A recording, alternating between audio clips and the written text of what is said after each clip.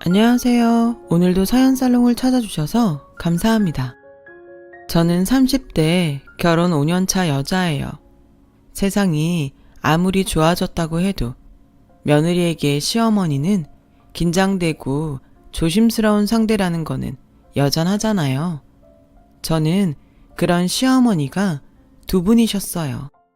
한 분은 법적으로 시아버님의 부인인 시어머니시고 또 한 분은 시아버님이 한때 한눈을 팔아 지금의 남편을 낳아줬다던 시어머니죠. 결혼 전에는 몰랐어요.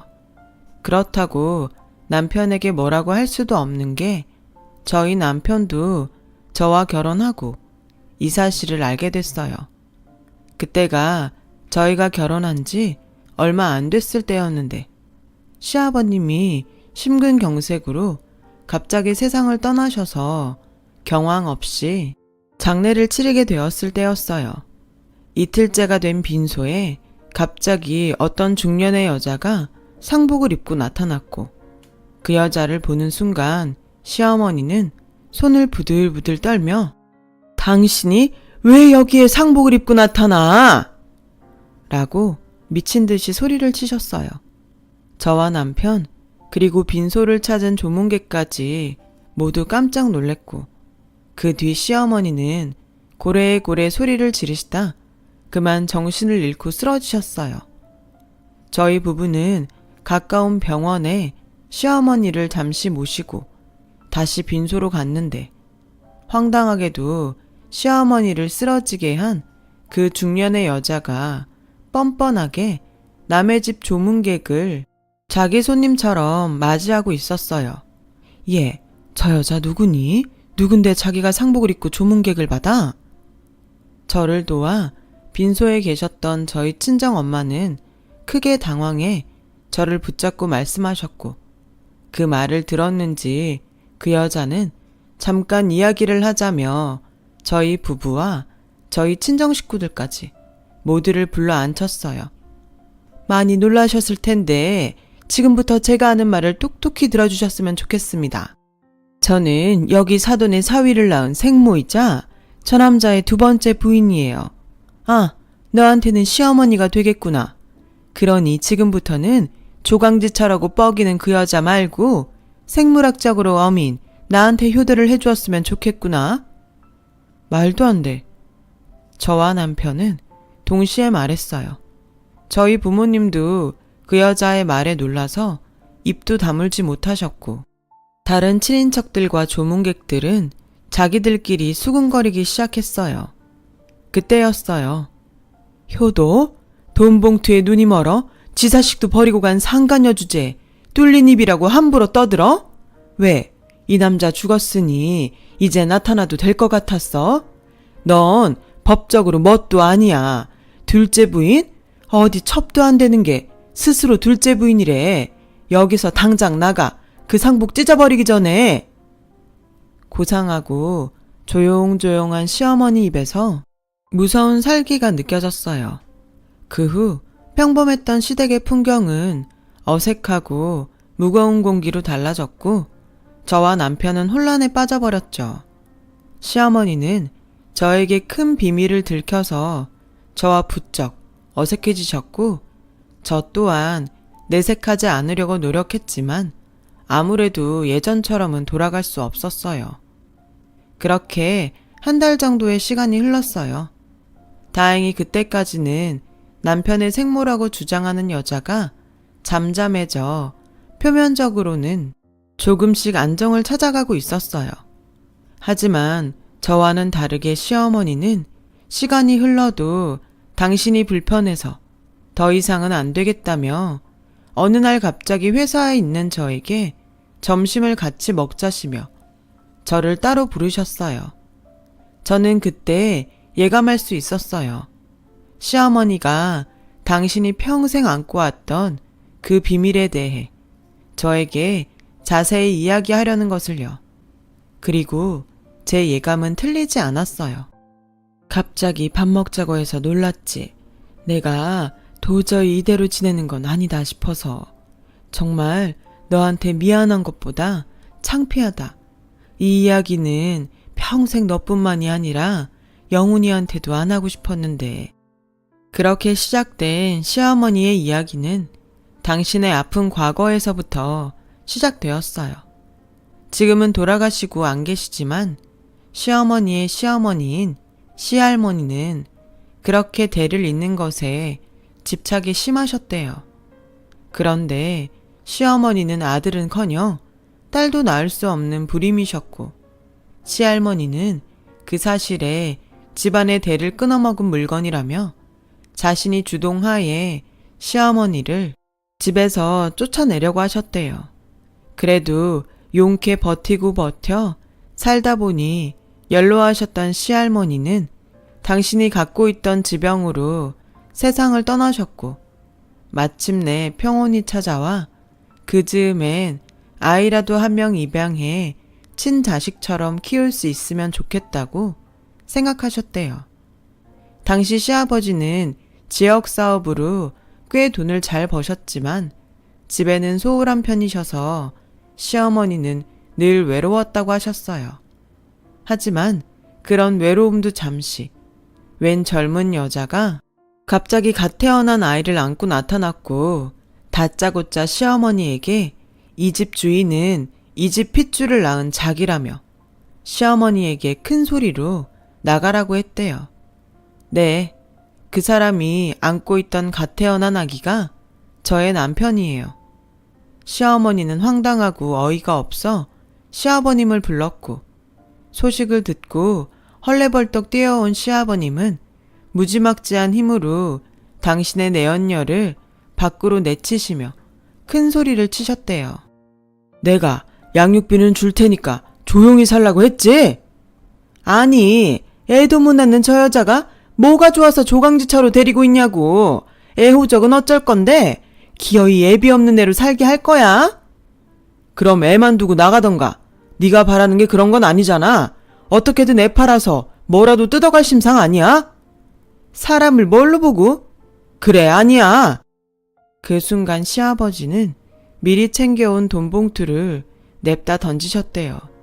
절대 아니라고 하던 내연녀는 돈봉투에 저절로 몸이 반응해 액수를 확인했다고 하더라고요. 선택해. 그거 갖고 영원히 나타나지 말던가 아니면 네 애 데리고 네 하고 싶은 대로 계속 하던가. 나야 집사람 데리고 다른 데로 이사가면 그만이야. 시아버지의 단호한 말과 거액의 돈봉투로 내연녀는 정말 아무런 미련도 없이 그 자리를 떠났대요. 핏줄이 어쩌고 할 땐 언제고 자기 애도 그냥 버려둔 채로요. 시어머니는 밖에서 전부 들리는 두 사람의 대화에 마음이 산산조각 나서 바닥에 털썩 주저앉으셨대요. 그때 절망에 빠진 시어머니 눈에 자기 엄마가 자기를 버리고 간 줄도 모르고 방긋방긋 웃으며 베넷짓을 하는 어린 남편이 보였고, 그 순간 그래, 남의 애도 데려다 키우려고 했는데 이 집 핏줄이면 내가 못 키울 것도 없지. 그렇게 시어머니는 아기인 남편을 당신 손으로 키우기로 하셨대요. 그리고 아이를 안아든 순간 그 느낌과 그 기분은 정말 자신의 아이를 낳는 기분이었다고 하셨어요. 그때 상황을 모두 수습했다고 여기는 시아버지가 집 안으로 들어오셨고, 아이를 안고 있는 시어머니에게 당당하게 그 아이 이리 줘. 또 애 핑계 대고 나타나서 소란 일으킬 거 아니야. 아니면 당신이 어디 영화원이라도 데려다 주던가. 라고 말씀하셨대요. 평소에도 사람이 참 인간적인 정이 없다고 생각했는데 내연녀의 출연도 화가 나지만 뻔뻔한 시아버지의 태도에 시어머니는 없던 정도 뚝 떨어져 그동안 버티고 살았지만 이제는 헤어지고 싶다는 마음까지 들었답니다. 하지만 자신의 위험을 감지했는지 애기인 남편이 그 자그마한 손으로 시어머니의 옷자락을 꼭 잡았고, 시어머니는 그때가 자신과 남편이 진짜 모자지간으로 맺어진 순간이라고 하셨어요. 시어머니는 아이를 안고 결혼하고 처음으로 뻔뻔하기 그지없는 당신의 남편에게 이렇게 말씀하셨대요. 이 아이가 무슨 죄예요? 잘못은 당신이랑 그 여자가 해놓고 어쩜 뻔뻔하게 나한테 사과 한마디가 없어요? 사과? 지나가는 사람들한테 물어봐. 내가 어머니 계실 때 당신 내치지 않고 지금껏 데리고 살았는데 사과하라고? 어머니 계셨음 아까 그 여자 며느리 삼으신다 두 팔 벌려 환영하셨을 거야. 나는 지금도 내 자식 낳아준 여자보다 당신 편 들고 있는데 뭐? 사과를 하라고? 고맙네요. 너무 고마워서 지금 사지가 다 부들부들 떨리네요. 이 아이는 내가 키워요. 당신 자식이라서가 아니라 아이는 잘못이 없으니까. 괜히 키웠다가 애 뺏었다는 소리 들어. 그리고 걔도 커서 나중에 지 엄마 찾아간다고 하면 그것도 또 골치 아파. 당신이 싫으면 내가 데려다 줄게. 이리 줘. 내가 키운다고 했잖아요. 영화원에 데려다 줬다가 이 아이 운명이 어떻게 될 줄 알고. 당신은 하늘도 안 무서워요. 그러다 벌 받아요. 시어머니는 필사적으로 아기를 지키셨고 결혼하고 처음으로 자기의 뜻을 꺾지 않은 시어머니를 시아버지는 어쩔 수 없어서 결국 타 지역으로 이사를 가게 되었다더군요. 지역 사업을 하시던 시아버지와 타 지역으로 거처를 옮긴 시어머니는 거의 주말 부부처럼 지내셨고 그 후 시어머니와 남편은 누가 봐도 진짜 모자지간이 되어 살았다고 하셨어요. 나는 남편보다 우리 영훈이를 더 의지하고 살았어. 영훈이가 내 자식이 아니라는 생각은 정말 한 번도 해본 적이 없었는데 넌 어떻게 생각할지 모르겠지만 나는 정말 다시는 그 여자 볼 일 없을 거라고 생각했다. 나중에 영훈이가 초등학교 갈 때쯤엔 네 시아버지가 하던 일도 접었고 완전히 그 지역과는 연을 끊었으니까 우연이라도 더는 만날 일 없겠다 생각했지. 이렇게 자식 다 키워놓고 황당하게 장례식에 나타날 거라고는 꿈에도 생각 못했다. 너 많이 혼란스럽게 해서 내가 미안해. 그래도 내 약속하마. 달라지는 건 아무것도 없어. 영훈이 내 아들이고 넌 내 며느리야. 또다시 그 여자가 나타나도 내가 알아서 하마. 그러니까 너도 그렇고 영훈이도 그렇고 다시 예전처럼 웃으며 지내자꾸나. 결혼 전이면 모를까. 시어머니의 사연을 모두 들은 저는 시어머니의 마음을 외면할 수 없었어요. 아니 오히려 저는 시어머니를 예전보다 더 좋아하게 되었어요. 저라면 절대 하지 못할 일을 시어머니는 진심을 다해 하셨으니까요. 그때까지는 저희 이 마음이 저희 남편과 분명히 같을 거라고 믿어 의심치 않았어요. 하지만 그 생각은 저 혼자만의 착각이었죠. 남편은 그 일이 있고 얼마 후 저에게 이렇게 말했어요. 있잖아, 다음 주에 우리 어머니 모시고 외식할까? 외식? 뭐 상관없는데 다음 주에 어머니 동창 모임 가신다고 하지 않았어? 그게 나 낳아준 어머니가 밥 한번 먹자고 하시네. 세상에, 저는 남편의 말에 대답하는 것도 깜빡 잊을 만큼 놀라고 말았어요. 옛날 어른들 말에 핏줄은 당긴다고 하더니 이런 게 그런 걸까요? 저는 시어머니에게 모든 사연을 다 들어서인지 남편의 달라진 태도가 이해하기 어려웠어요. 우리가 왜? 그 사람이랑 밥을 왜 먹어? 그래도 나 낳아주신 분이잖아. 당신도 들었잖아. 당신 낳아준 그 여자 돈 때문에 당신 버리고 간 여자야. 당신 지금 어머니 아니었으면 어떻게 됐을지 알 수 없어. 당신 지킨 건 지금껏 당신 키워주신 어머니라고. 나도 얼추 들었어. 그런데 버린 건 아니야. 자기가 잘못한 거야. 혹시 그 여자랑 따로 만났어? 남편은 제 말에 대답하지 못했어요. 하지만 얼머부리는 그 모습 자체가 저에겐 대답과 다르지 않았죠. 저는 흔들리는 남편을 보며 수도 없이 이건 아니라고 설득했어요. 하지만 딱 한 번만이라는 간절한 남편의 부탁에 저는 그래, 딱 한 번이야. 가서 당당하게 우리 시어머니는 한 분이라고 다신 연락하지 말라고 해야지. 다짐하고 식당을 예약했어요. 어머, 니들 왔니? 내가 너무 좋아서 빨리 왔다.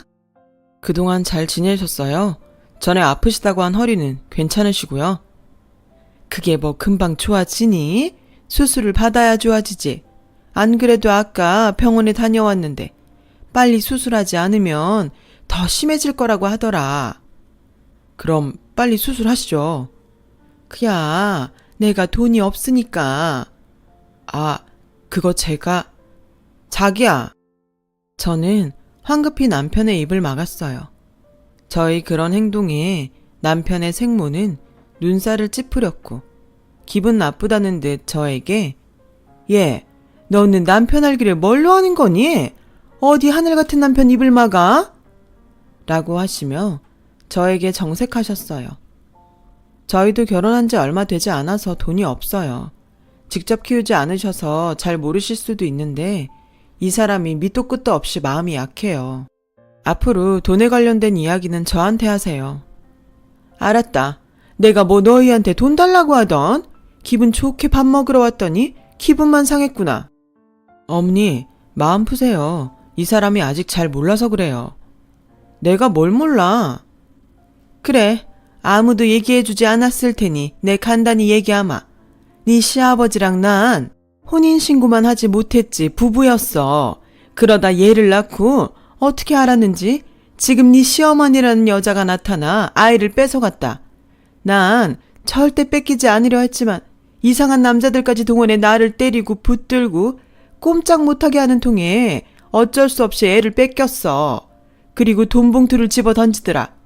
얘 호적 문제도 있고 그냥 깨끗이 잊고 살라고. 나중엔 아이를 돌려달라고 부탁하러 갔는데 이사를 가고 사라진 후였어. 그러다 우연히 그 사람이 죽었다는 소식을 들었고 그래도 남편 마지막 가는 길은 제대로 인사하고 싶어서 갔다가 그 사단이 난 거야. 남편은 뭐가 그리 마음이 아픈지 눈물까지 글썽였어요. 하지만 저는 그 여자의 말을 믿지 않았고 그렇게 저와 남편의 생모는 남편을 사이에 두고 서로를 경계하는 사이가 되었어요. 당신, 우리 어머니한테 너무한 거 아니야? 당신이야말로 어떻게 사람 마음이 그래? 여태 길러준 어머니한테 죄송하지 않아? 감사해. 어떤 게 진실이든 지금까지 날 키워주신 건 맞으니까. 그렇다고 해서 날 낳아준 어머니를 모른 척할 순 없어. 그래서 기어코 그 여자 수술비를 주겠다는 거야? 자식인데 당연한 거 아니야? 와, 보통 아파도 괜찮다고 하는 것이 진짜 부모 마음 아닌가요? 어떻게 된 게 그 속이 빤하게 보이는데 이 남자는 자신의 생모라는 이유 하나만으로 이렇게 콩깍지가 단단히 씌일 수 있는 걸까요? 결국 남편은 자신의 카드로 그 여자의 병원비를 계산했어요. 물론 저 모르게 그 후로도 계속 만나 이것저것 지원을 했고 저는 남편의 카드값과 없던 대출금 내역을 발견해 그날 결혼하고 큰 싸움을 벌이게 되었어요. 이거 다 뭐야? 이거 다 그 여자한테 돈 내준 거야? 그게 나한테 여동생이 한 명 있어. 근데 걔가 이번에 결혼을 한다네. 혼수해 갈 돈이 없다고 해서. 저는 남편의 말에 뒤통수를 3개 맞은 것 같이 머리가 핑 돌았어요. 남편은 카드값이며 대출금까지 전부 자기가 알아서 한다고 저에겐 신경 쓰지 말라고 했지만 그게 어떻게 신경을 쓰지 않을 수 있겠어요. 그 후로도 저 몰래 남편은 자신의 생모를 만나는 듯 보였고 빚은 줄지 않고 마이너스 통장까지 만들어 점점 늘어났죠. 저는 저 혼자는 도저히 남편을 막을 수 없을 것 같아 시어머니를 찾아갔어요. 뭐? 너는 왜 그걸 지금 얘기하니? 저도 이 정도까지 휘둘렸을 줄은 몰랐어요. 영훈이 어디니? 어디에 있든 당장 오라고 해. 저는 시어머니의 말에 남편에게 전화를 걸었어요. 하지만 전화를 받지 않았고 시어머니는 무슨 일이 있어도 남편을 보고 이야기를 하겠다며 저희 집으로 오셨어요. 그런데 저희 집에 도착한 그때 저는 제 눈을 의심할 수밖에 없었어요. 남편의 생모와 그 여자의 딸로 보이는 여자가 저희 집에서 자기들 멋대로 제 물건에 손을 대고 있었어요. 지금 뭐 하는 거예요? 왜 남의 물건에 손을 대? 저는 분노에 차서 남편 생모와 함께 있는 여자를 밀어내 버렸어요. 그리고 그 여자 손에 들린 제 물건을 다시 뺏어왔는데 그러자 이번엔 남편의 생모가 야 이년아 어디 감히 내 딸한테 손을 대? 하며 제 머리채를 잡았고 시어머니 역시 단단히 화가 나셔서 남편 생모의 머리채를 두 손 가득 잡으셨어요. 이것이 여기가 어디라고 와서 내 며느리 머리채를 잡아? 어디긴 내 아들 집이지. 이 집도 애 아빠가 해준 집이라며? 그럼 나한테도 권리 있는 거 아니야? 권리? 그럼 난 상간녀 머리털 다 뽑을 권리도 있다 이거사. 내가 오늘 너 가만 안 둘 거야. 정말 내 여자가 뒤엉켜 저희 집은 아수라장이 따로 없었어요. 그러는 사이 남편은 양손 가득 소고기를 들고 집으로 왔고 아수라장이 된 집안을 보고는 놀라더니 곧이어 싸움을 말렸어요.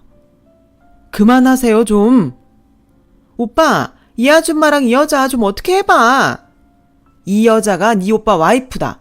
이 호칭도 모르는 무식한 거사. 너 내 딸한테 욕했어? 이 싸가지 없는 년이? 누가 내 며느리한테 함부로 싸가지 없대. 이 상간년이? 어머니 지금 당장 저희 엄마한테서 떨어지세요. 안 그러시면 저 다신 어머니 안 봅니다. 남편의 그 말은 시어머니에게는 비수가 되었고 저에겐 충격으로 다가와 남편이 바라던 대로 싸움은 끝이 났어요. 뭐? 너 지금 뭐라고 했니? 당신 미쳤어? 누가 당신 엄마야? 예, 아무리 내가 버부르는 남이라고 해도 네 남편 낳아준 사람이다. 너는 어쩌면 그렇게 한결같이 나를 무시하니? 맞아. 이 여자 진짜 해도 너무해. 남편은 자기가 정리하겠다며 자신의 생모와 여동생을 집으로 돌려보냈어요. 그리고 아직도 충격에서 헤어나오지 못하는 시어머니에게 무릎을 꿇더니 이렇게 말하더군요. 그동안 키워주셔서 감사합니다. 저 정말 그 은혜 잊지 않을게요. 명절이고 생신이고 남들 하는 거 다 하겠습니다. 근데 저도 저 낳아준 엄마랑 갖지 못한 시간 보내고 싶어요. 어머니는 아버지랑 그렇게 정도 없으셨잖아요. 그냥 저희 엄마 인정해 주시면 안 될까요? 네가 어떻게 나한테 이러니? 내가 너 키우면서 내 자식 아니라고 소홀히 했어? 어떻게 지 생모 나타났다고 여태 널 키운 나한테 이러니? 죄송합니다. 머리로는 당연히 아니라는 걸 아는데 마음이 따라주지 않아요. 저는 가만히 듣다 정말 이건 아니다 싶었어요. 그래서 좋아. 당신 뜻이 그렇다면 난 당신 엄마 시어머니로 못 봐. 우리 이혼해. 라고 말했고 제 말에 남편은 아무런 대답도 하지 못했어요. 저희는 결국 법원으로 향했어요.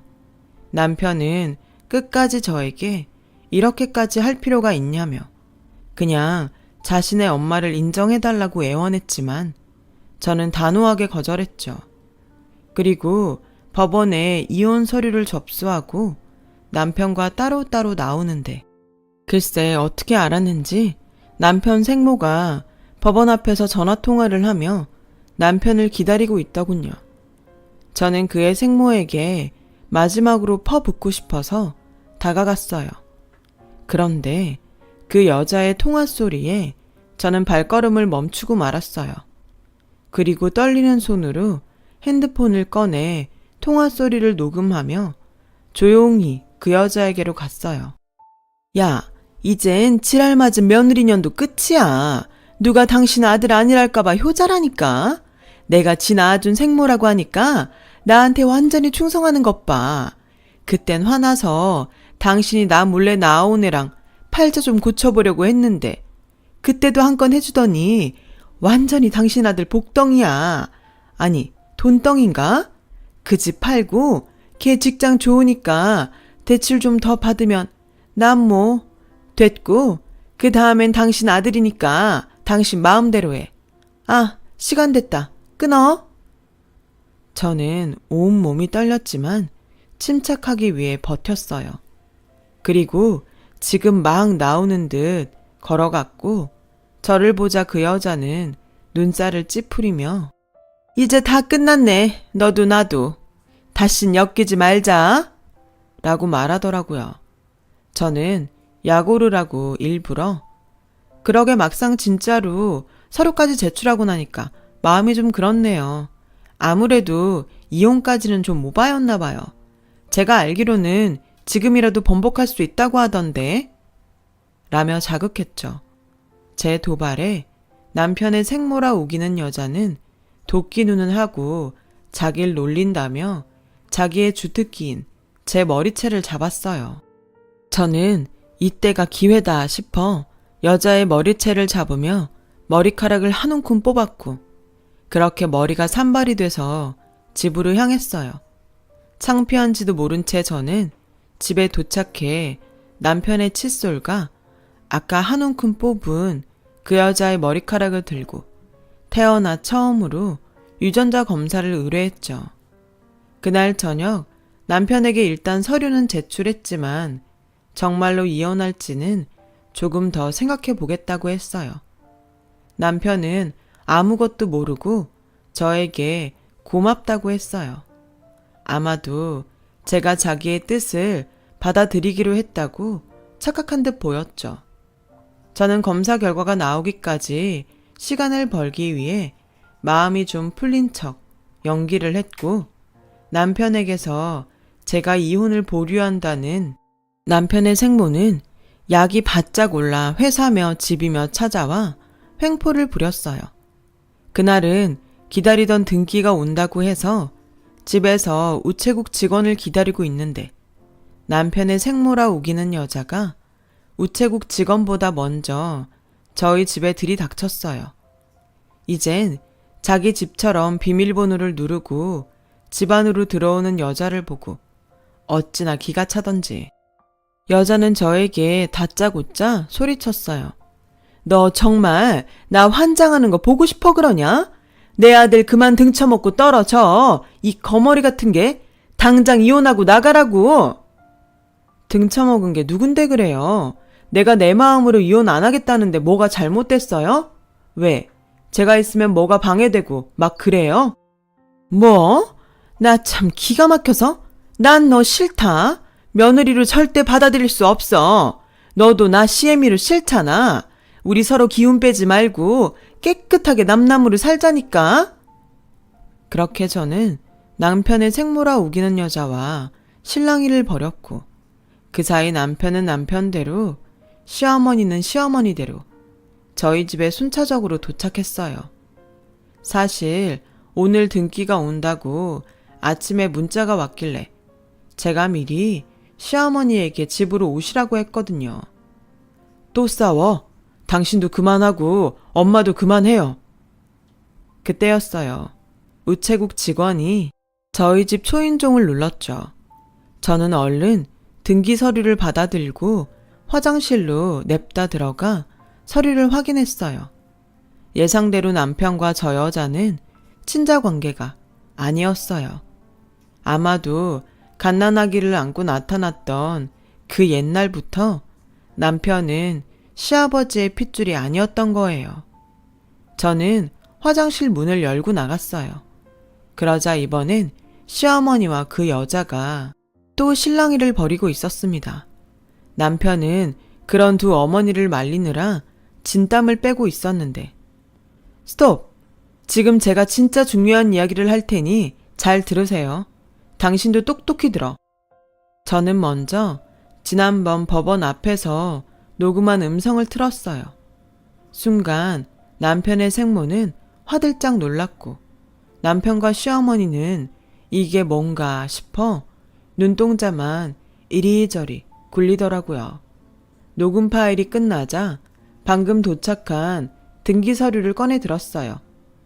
이 서류는 당신이랑 당신 생모라고 우기는 저 여자의 유전자 검사 결과야. 당신이 직접 봐. 남편은 제가 건넨 서류를 받아들고 손을 떨기 시작했어요. 아마 충격이 컸겠죠. 남편의 손에서 떨어진 검사 결과지를 받아든 시어머니 역시 충격은 이만저만이 아니셨어요. 그러자 상황 파악이 끝난 여자는 냅다 도망치려고 하는데 저는 필사적으로 그 여자를 붙들었고 시어머니는 분노에 차서 그 여자의 뒤통수를 냅다 치셨어요. 저는 그 길로 경찰서로 가서 여자를 사기죄로 고소했고 여자는 잘못했다며 저와 시어머니에게 무릎을 꿇고 손이 발휘되도록 싹싹 빌었어요. 내가 죽을 죄를 지었어. 제발 한 번만 용서해주면 안 될까? 저기 사모님 저 좀 봐주세요. 먹고 살려고 그랬어요. 오죽하면 애를 데리고 제가 거길 갔겠어요. 제발 며느님 좀 말려주세요. 내가 미쳤어? 하마터면 우리의 인생 망칠 뻔했는데 내가 당신을 왜 봐줘? 그냥 그때 돈 봉투나 받고 떨어지지. 뭘 더 뜯어내려고 나타나서 애 가슴에 대못을 박아. 앞으로 우리 애는 어떻게 살라고? 시어머니는 충격에 넋을 놓고 있는 남편을 보고 울기 시작하셨어요. 이 순간에도 속았다는 사실보다 남편이 받은 충격이 더 가슴 아픈 시어머니셨어요. 그런 큰 소동을 겪고 남편은 시어머니 보기가 죄스러워 앞으로 볼 수 없을 것 같다고 했어요. 시어머니는 남편의 말을 듣고 사람이 작정하고 속이는데 어떻게 안 속고 배기냐며 오히려 충격받은 남편에게 잘못이 없다고 위해 주셨어요. 그리고 시어머니는 난 네가 누구의 핏줄이든 상관없다. 남의 애도 자기 자식처럼 키우는 세상인데 난 아마 처음부터 그 사실을 알았어도 널 기꺼이 내 자식으로 키웠을 거야. 그때 넌 분명히 내 아들이 될 운명이었어. 난 그걸 느꼈고 아주 감사한 마음으로 널 키웠다. 어머니, 정말 죄송해요. 제가 어머니한테 그러면 안 되는 건데 제가 배은망덕했어요. 저 같은 건 버려져도 싸요. 어머니 그냥 저 미워하셔도 되고 원망하셔도 됩니다. 내가 왜 내 귀한 아들한테 그런 짓을 하니? 됐다. 지금 네 마음만으로도 난 다 용서할 수 있다. 그러니 그만해. 네가 그러면 그럴수록 어미 마음은 찢어지는 거야. 남편은 끝내 시어머니의 말에 어린 아이처럼 엉엉 울었어요. 저도 얼마나 울었는지 몰라요. 정말 엄마라는 존재는 어떤 것에도 비유할 수 없을 정도로 대단하다는 걸 그 순간 느꼈어요. 그 일이 벌써 3년 전의 일이네요. 지금 남편과 시어머니는 둘도 없는 모자지간으로 제가 다 질투가 날 정도로 잘 지내고 있어요. 저는 지금 임신 8개월에 접어들어 회사에도 미리 육아휴직을 내놓은 상태인데 시어머니는 그런 저를 돕고 싶다고 하셔서 합가를 생각하고 있어요. 남들은 시어머니와 함께 사는 건 추천하지 않는다고 하던데 저는 오히려 시어머니 같은 엄마가 되고 싶어 함께하는 그날을 손꼽아 기다리고 있답니다. 그래서 요즘 저희 친정엄마가 사부인에게 딸을 뺏겼다고 자주 삐치시곤 해요. 큰 고비를 어렵게 넘어온 우리 가족, 앞으로는 서로 사랑만 하며 오랫동안 행복하기를. 그리고 누구보다 저희 시어머니가 가장 많이 행복하기를 저는 바라고 또 바랍니다. 지금까지 저의 긴 사연 들어주셔서 고맙습니다. 늘 지금의 저희 가족처럼 행복하시길 바랄게요. 여러분, 사연 댓글에 응원과 현명한 조언 부탁드려요. 좋아요와 구독은 저에게 큰 힘이 됩니다. 오늘도 좋은 일 가득하세요.